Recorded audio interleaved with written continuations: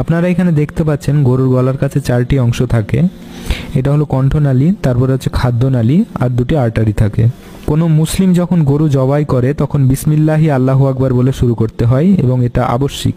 এবং গরু জবাইয়ের ছুরিটাও ধারালো হওয়া জরুরি। প্রথমে যখন গরুর গলার চামড়া কাটে তখন গরু ব্যথা পায়, এবং তারপর যখন এই 4টি অংশ কেটে যায় তারপর থেকে সে আর ব্যথা পায় না। 4টি অংশ কি কি? একটা হলো কণ্ঠনালী, 2 নম্বর হচ্ছে খাদ্যনালী, আর 2টো আর্টারি। 4টি অংশ কেটে যাওয়ার পর ব্যথা করে না, কারণ ওই 4টি অংশ কেটে দেওয়ার পর প্রাণীটি তার জ্ঞান হারিয়ে ফেলে।